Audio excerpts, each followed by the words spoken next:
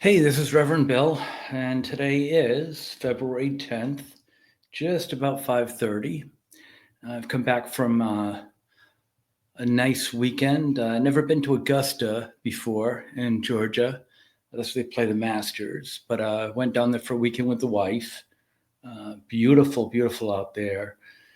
It's only about a 3-hour drive, I guess, maybe just under, but the traffic wasn't bad. It was really very, very nice, and spring is on the way, no doubt about that.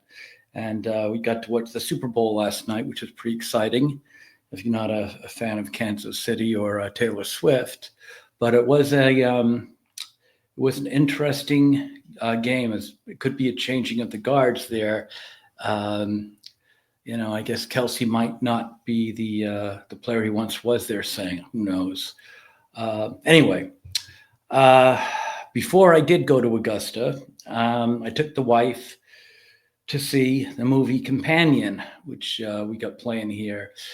Uh, shouldn't take long. I didn't really like the movie at all. Um, it,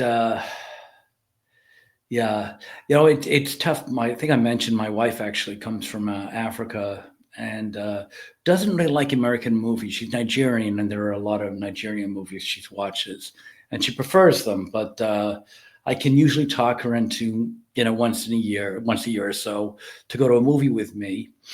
And she I try to get her to see a good movie to hope that she'll go more often.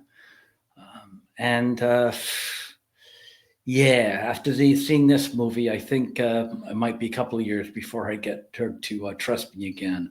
Very, very much of a disappointment. Directed by Drew Hancock.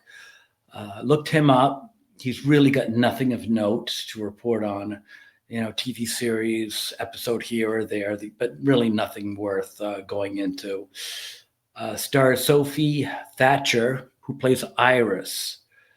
She's an actress who I guess is mostly well known for Yellow Jackets, but she also did a movie that I might get to watch tonight, I think, with Hugh Grant called uh, Heretic. That could be interesting.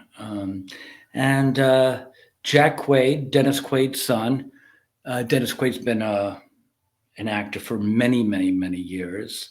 I first saw him as a kid in Breaking Away, and he's been, oh my goodness, The Big Easy, The Rookie, tons of stuff, too many to possibly mention.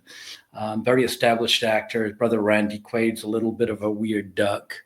Hopefully, he's not still wanted. Last time I heard, he took off to Canada because he was wanted. Him and his wife. I don't know what that was all about. They're doing crazy things. But anyway, Jack Quaid is the new Quaid, I guess, making some noise.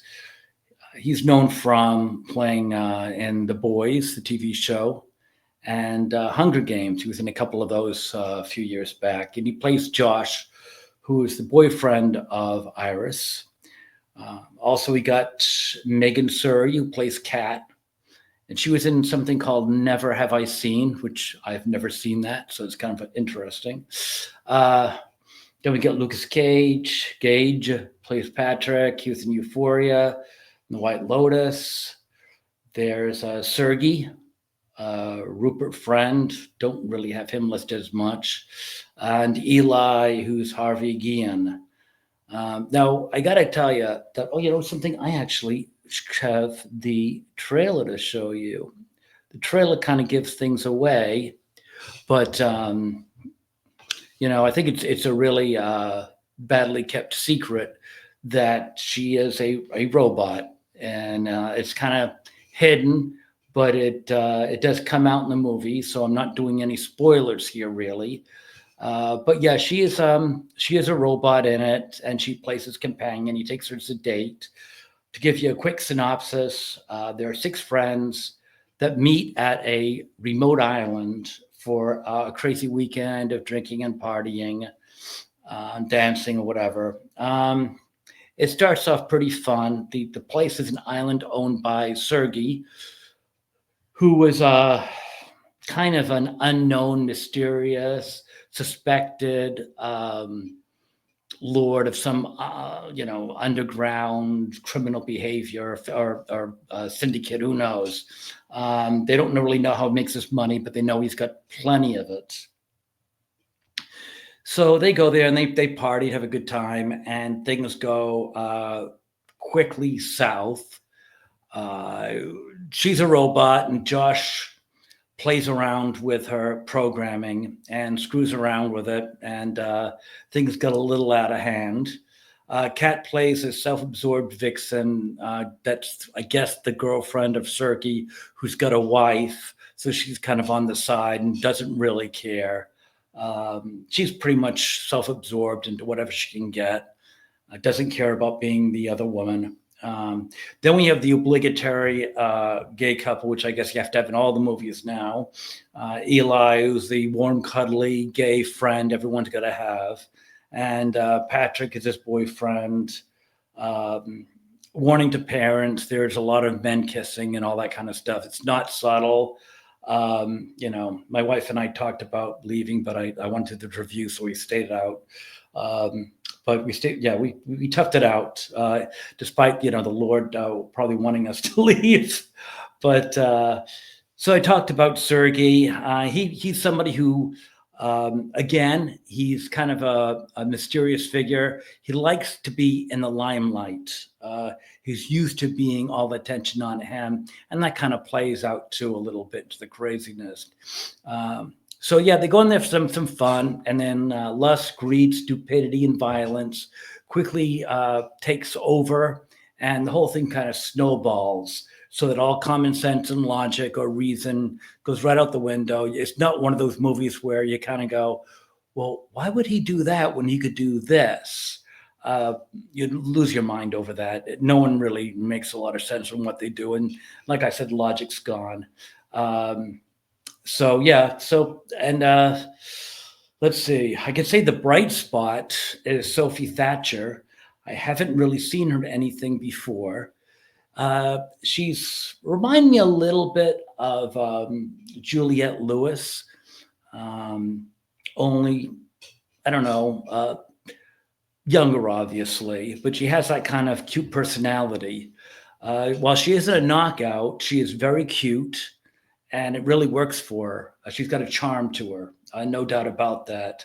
And she plays the role perfectly as a person/robot who's trying to figure out who she is or why she's doing the things she's doing. So yeah, if I got to point out a bright spot, yeah, that would be her. Jack Quaid, he seems to be on the rise. Kind of stars in The Boys, and there's a starring role here for him. And also on the trailers before the movie, there's another one coming out, I guess next month, Novocaine, that he's kind of the lead on. So he could be someone to watch, despite the fact I really didn't like this movie all that much. The movie was very predictable, even considering how inane it was. What I couldn't guess, I didn't care about. Just really no interest in the movie or what was going to happen next. The ending of the movie did look like it might have been, I don't want to say stolen, let's say borrowed from another science fiction movie, which I'm not going to name because that would give it away. But I thought it was pretty much recycled. So anyway, there's that. What I think was missed here is they made a very bad dark comedy. I think it would have been much more interesting if they wanted to do something with this theme. How about having no one know that she's a robot and having it a horror movie and having someone remote controlling her, and you could have her do bad things, and her friends would be trying to appeal to her as a friend or through love or whatever.